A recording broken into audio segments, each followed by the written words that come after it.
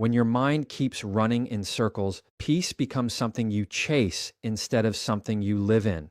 Today, we're talking about how to stop overthinking and protect your peace, especially in a world that pushes you to worry about things that don't even belong to you. Noticing the first thought and controlling the second is one of the most powerful skills you can build when you're trying to stop overthinking and reclaim your peace.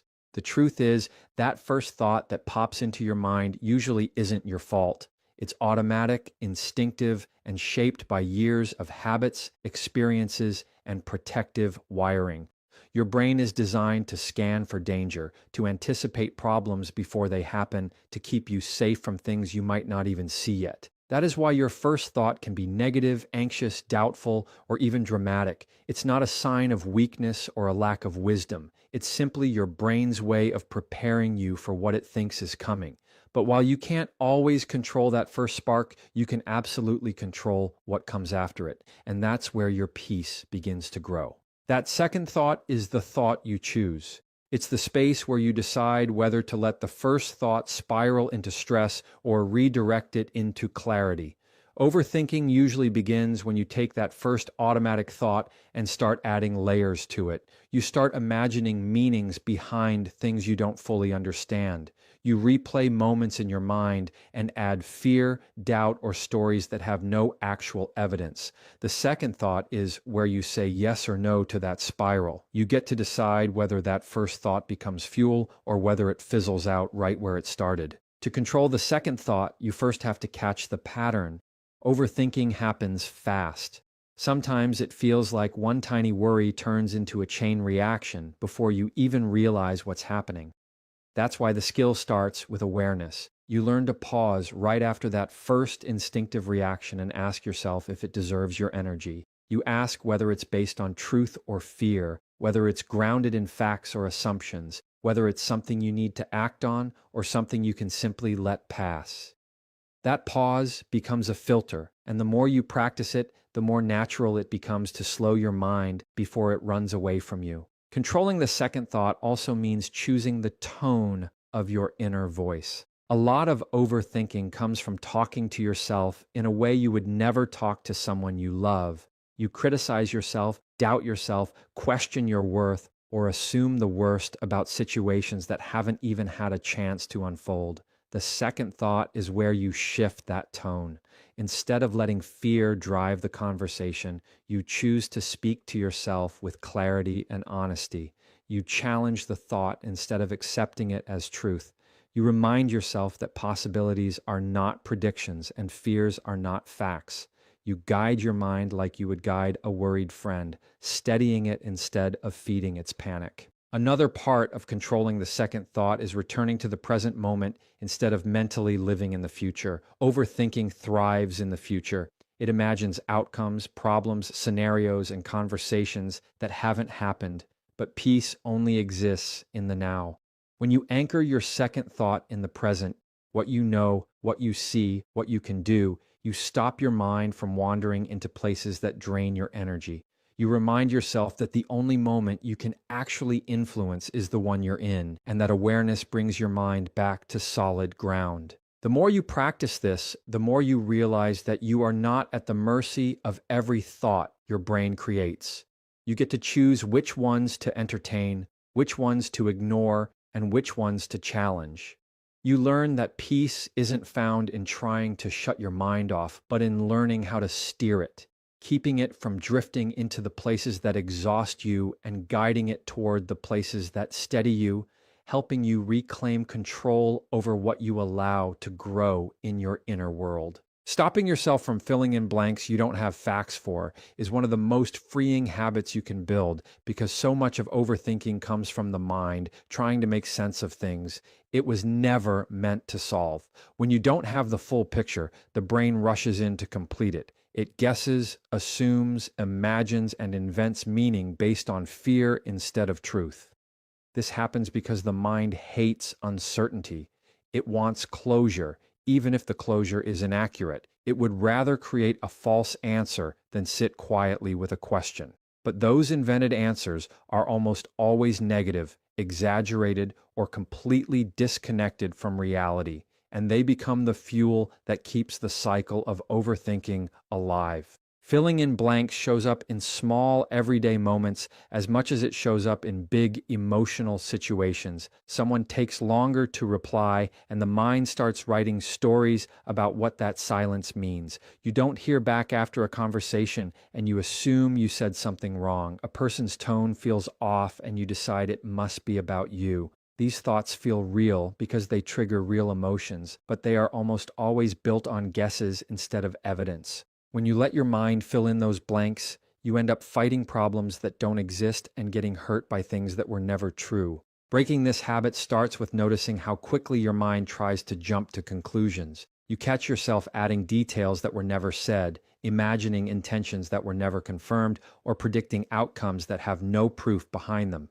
This awareness alone is powerful because it allows you to challenge the story before it settles in.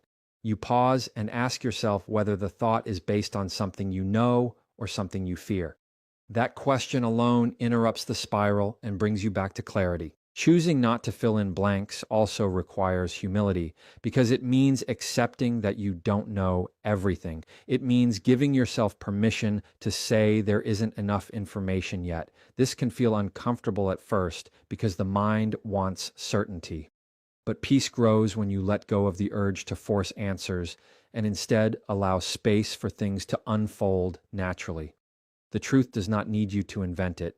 It will reveal itself in time, and your job is to stay grounded until it does. Another important part of this skill is understanding that not everything is about you. Overthinking often turns neutral situations into personal attacks or hidden messages. But most of the time, people's actions have nothing to do with your worth or your value. They are dealing with their own stress, distractions, responsibilities, and emotions.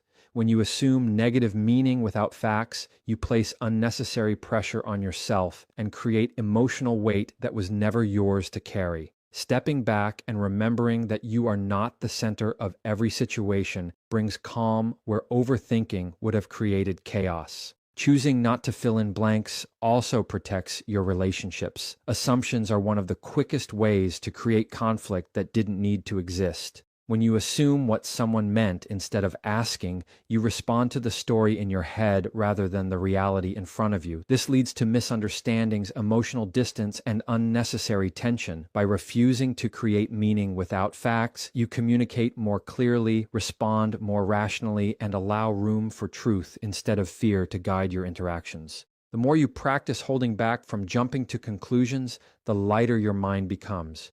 You stop carrying emotional burdens created by imagination. You stop losing peace over situations that only existed in your thoughts. You learn to wait for information instead of inventing it, and that patience becomes a form of protection. You begin to realize that most of the things you worried about were never real in the first place, and with that awareness, you slowly build a life with fewer imagined problems and more grounded, steady peace.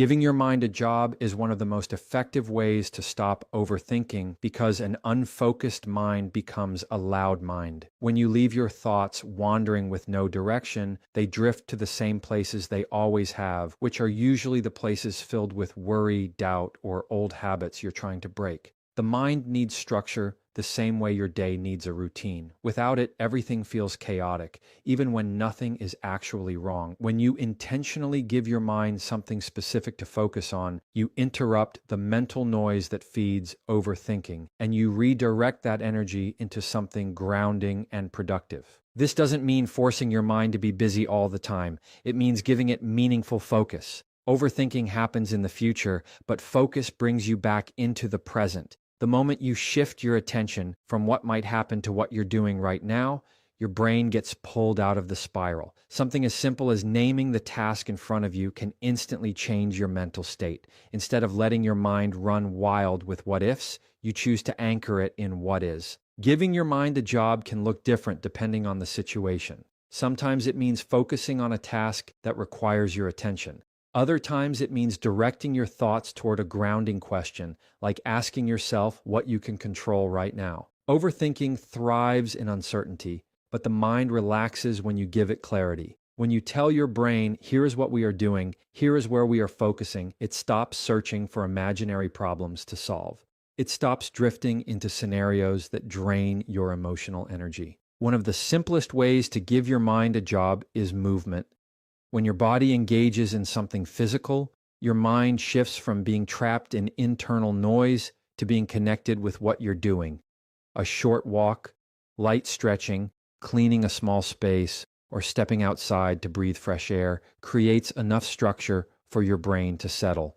Anytime your mind feels scattered, giving it a physical task helps organize the emotional clutter that overthinking creates. Another way is through intentional distraction. This is not avoidance. Avoidance pushes the problem away. Intentional distraction redirects your mental energy until you're calm enough to handle the problem with a clear mind. This could be reading something uplifting, listening to a calming voice, doing a small creative task, or focusing on sensory details around you.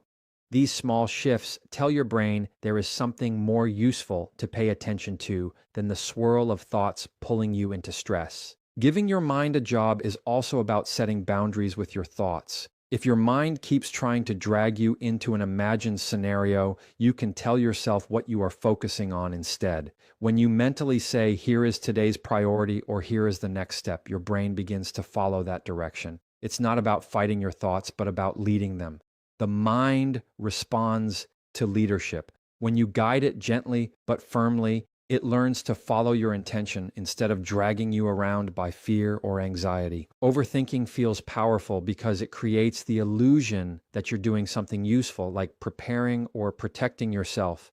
But what it really does is drain your emotional strength. When you give your mind a clear job, you replace that false sense of productivity with something real. You create progress instead of spinning in circles. You strengthen your ability to stay present, to stay grounded, and to stay connected to the moment instead of living in imagined futures. The more consistently you give your mind a job, the quieter your inner world becomes. You start realizing that you have more control over your thoughts than you ever believed. You learn that your mind isn't meant to be your enemy. It just needs direction, purpose, and focus so it doesn't try to fill the silence with worry. And every time you choose to guide it instead of letting it wander, you create more peace, more clarity, and more strength inside yourself. Setting emotional boundaries without apologizing is one of the most essential steps to protecting your peace, because without boundaries, every emotion around you becomes your responsibility. When you don't set limits, you absorb stress that isn't yours, you take on problems that weren't meant for you, and you carry emotional weight that slowly drains your energy. Many people never learn how to separate what belongs to them from what belongs to someone else, and over time it becomes a habit to internalize everything. Emotional boundaries are the lines that protect your mental space, your clarity, and your sense of stability. They are not walls, they are filters that allow in what is healthy and keep out what is harmful. And the most important part is learning to hold those boundaries without feeling guilty for needing them. A lot of people struggle with boundaries because they fear disappointing others. They worry that saying no, stepping back, or choosing peace might make someone upset. But emotional boundaries are not about controlling how someone reacts. They are about controlling what you allow into your inner world. When you consistently put other people's comfort before your own emotional well-being, you build a life where you're constantly overwhelmed. You end up carrying tension that was never yours and trying to fix situations you didn't cause. Over time, this leads to resentment, burnout, stress, and a constant feeling of being stretched too thin. Protecting your peace requires you to recognize when something is draining you and when you need to step back, even if others don't immediately understand. Learning to set emotional boundaries starts with understanding your limits. You have emotional limits just like you have physical ones. There is only so much you can hold before it starts affecting your clarity, your mood, and your ability to show up well in your own life. You notice these limits through signs like exhaustion, irritation, emotional heaviness, or the feeling that you're responsible for everyone else's emotions. These signals aren't weakness. They are reminders that you are taking on more than your mind and heart were meant to carry. Boundaries acknowledge those limits openly instead of ignoring them. Another part of setting boundaries is accepting that not every emotion is yours to fix. People around you will have moments of stress, frustration, anger, or sadness, but that doesn't mean you have to absorb those feelings. You can care, you can support, and you can listen, but you don't have to take their emotions into your own body. This is where many people lose their peace, by believing that empathy means carrying someone else's emotional load. Healthy empathy means understanding without absorbing. It means being present without sacrificing your own stability. Holding your boundaries without apologizing is where your strength shows. Apologizing for protecting your peace sends a message to your own mind that your needs are secondary. It trains you to believe that other people's comfort is more important than your emotional health. But emotional boundaries are an act of responsibility, not selfishness. When you protect your peace, you show up as a calmer, clearer, more balanced version of yourself. This benefits your relationships, your work, your decisions, and your ability to support others in a healthier way. When you stop apologizing for your boundaries, you stop asking for permission to take care of yourself. Sometimes people will not like your boundaries because they benefited from you having none. They might react with confusion or disappointment, not because your boundary is wrong, but because it changes the dynamic they were used to. This is normal, and it's not your job to fix that reaction. Boundaries reveal which relationships are healthy and which rely on you overextending yourself. They show you who respects your energy and who expects you to sacrifice it. That clarity can be uncomfortable, but it is necessary for a life where your